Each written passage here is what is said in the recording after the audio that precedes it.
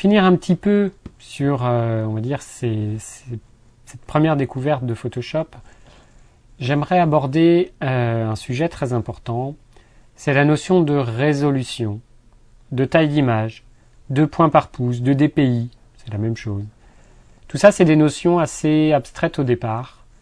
Quand on vous a vendu votre appareil photo numérique, on vous a dit c'est 10 mégapixels, c'est 12, 15. Et puis, ça s'arrête un petit peu là. C'est une notion parfois un peu floue. Et c'est important de creuser un petit peu et de comprendre toutes ces notions de pixels, parce que c'est très important du début à la fin de la chaîne de traitement de votre image. Donc la première chose, c'est quand vous faites image, taille de l'image, vous avez la dimension de votre image en pixels ou en centimètres, mais en dessous. Alors qu'est-ce que ça veut dire? Quand on parle de photo numérique, les seules valeurs importantes, quand on en est à un stade de fichier, d'image sur un disque dur, de JPEG par exemple, c'est son nombre de pixels. Donc là, vous voyez 3855 par 2570. Je vous sors la calculatrice, 3855 fois 2570. Au miracle, 9,9 millions de pixels. Parfait, mon appareil photo Canon EOS 40D est vendu pour 10 millions de pixels. 9,9, on n'est quand même pas loin. Donc, c'est comme ça qu'on a le lien entre 10 mégapixels et la largeur et la hauteur de notre image en pixels.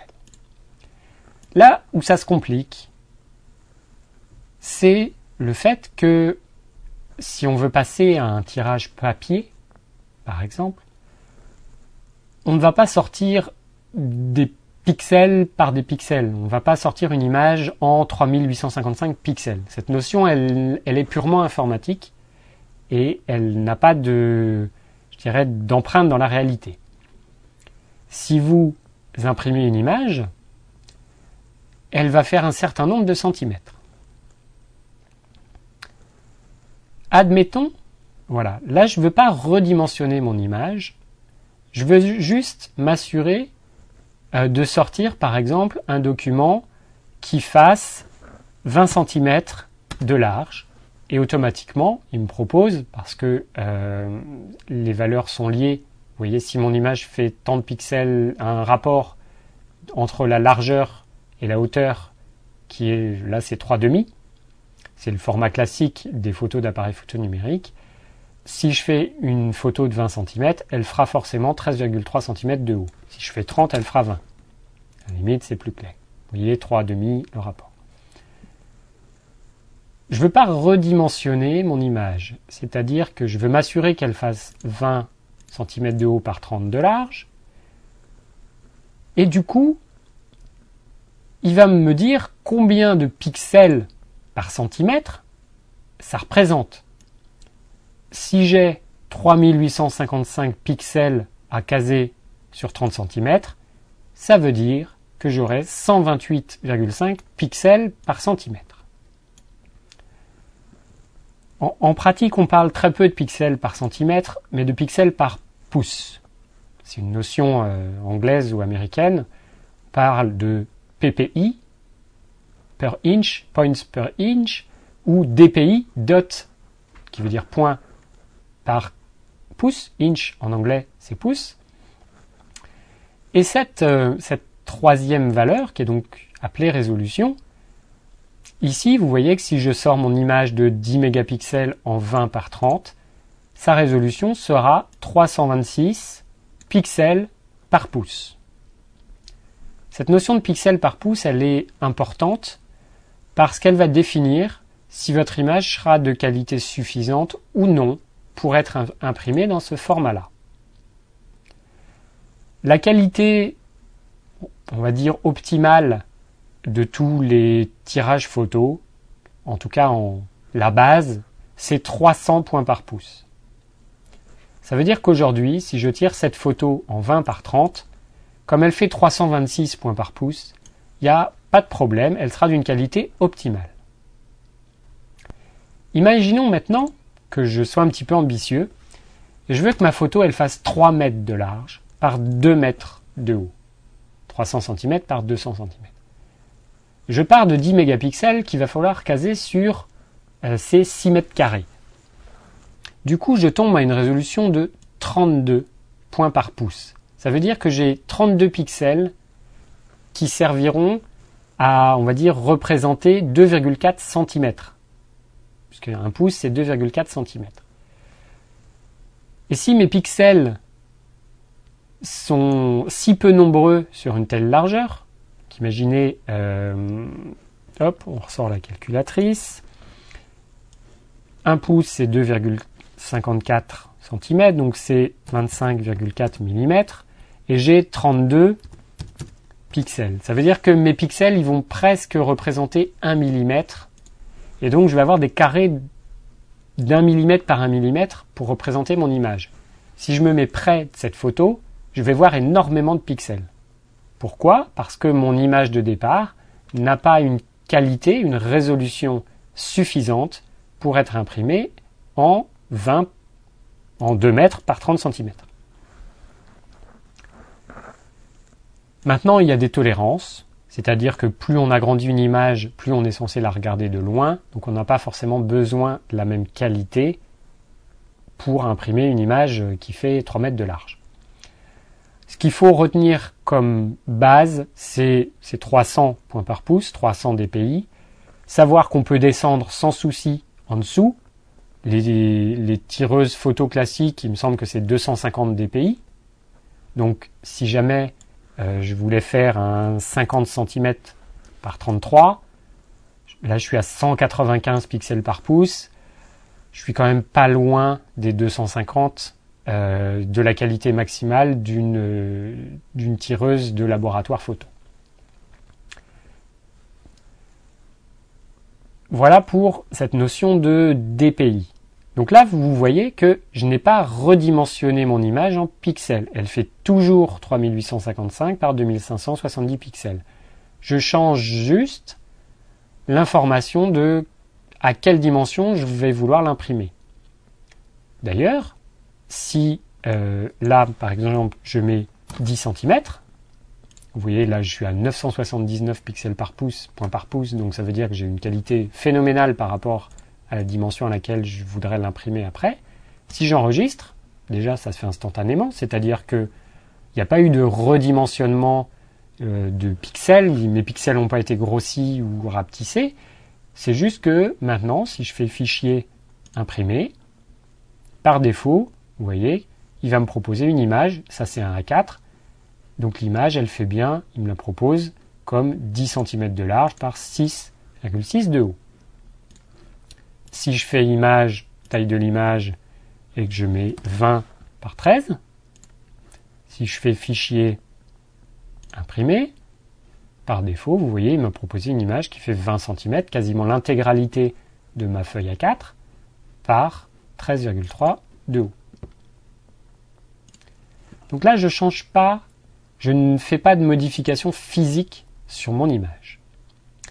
Par contre, si je coche rééchantillonnage, c'est-à-dire que je vais changer la taille, enfin mon nombre de pixels de mon image, si là je mets 385, je vais cocher conserver les proportions, comme ça il va automatiquement me proposer la hauteur qui va bien. Vous voyez que si je veux reprendre mon 20-30 de tout à l'heure, 30 cm par 20 cm, il me propose des réglages différents.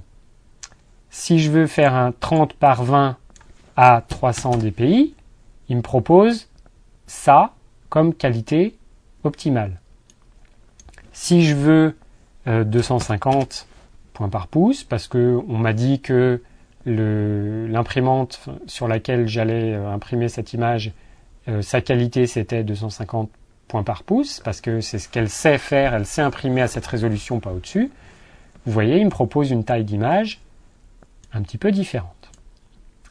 Maintenant, si c'est moi qui définis donc le nombre de pixels, je dis 385, et que je valide. Déjà, vous voyez, mon image est beaucoup plus petite. Je peux zoomer, Et là, je suis à 100%. Donc si je grossis, vous voyez que mon blocos, qui tout à l'heure était très net, là, il n'a plus beaucoup de pixels pour le représenter. Donc si je veux aller maintenant, sans rééchantillonner, imprimer ma photo en 30 par 20, vous voyez que j'ai plus que 32 pixels par pouce. Comme j'ai réduit le nombre de pixels disponibles dans mon image, je ne peux plus l'imprimer à une grande taille avec une bonne qualité. Là où il me faudrait entre 200 et 300 points par pouce, là je suis à 32. Donc, je ne peux plus imprimer cette photo avec une bonne qualité sur une telle surface. C'est pour ça que si vous enregistrez une petite vignette depuis un site internet et que vous essayez d'en faire un poster A3, ça va ressembler à ça une fois imprimé. Ça va être pas beau du tout et ça ne sera pas agréable. Donc pour chaque type d'utilisation, il va falloir trouver le réglage le plus adapté. Je vais revenir en arrière avec mon historique. Voilà. Si je veux publier ma photo sur Internet, idéalement, je vais redimensionner mon image en choisissant une largeur en pixels adaptée à Internet. Il faut savoir que la majorité des gens aujourd'hui qui consultent des sites sur Internet, leur résolution d'écran c'est 1024 pixels de large par 768 de haut. Donc un navigateur Internet mis en plein écran, il reste à peu près, on va dire, 990 pixels utilisables. Si vous envoyez une photo par mail, généralement les personnes elles ont à gauche de leur logiciel de messagerie une barre dans laquelle il y a les dossiers, genre boîte de réception, éléments envoyés et tout ça. Donc tout ça, ça va bouffer par exemple 200 pixels. Donc si vous envoyez une image par email et que vous voulez qu'elle soit visible sans barre de navigation dans tous les sens, barre de défilement pardon, dans tous les sens, il ne va pas falloir qu'elle fasse 1024 pixels de large, mais peut-être 800. Et encore 800 c'est déjà large. À mon avis 700 c'est largement suffisant. Donc avant d'envoyer une image par email, vous avez tout intérêt à la redimensionner, 700 pixels de large, vous voyez en 100% ce que ça représente. Et là, si vous l'enregistrez, déjà elle sera beaucoup moins lourde. Si je fais enregistrer sous et que je prends le format JPEG, on va prendre un JPEG de qualité correcte, vous voyez j'ai pris élevé, elle fait plus que 117 kilooctets, et du coup elle sera facilement envoyable par email, genre une photo correcte par email, elle doit faire moins de 500 kilooctets, on va dire. Donc là c'est le cas, pas de problème, et donc elle sera aussi facile à regarder pour la personne qui la recevra.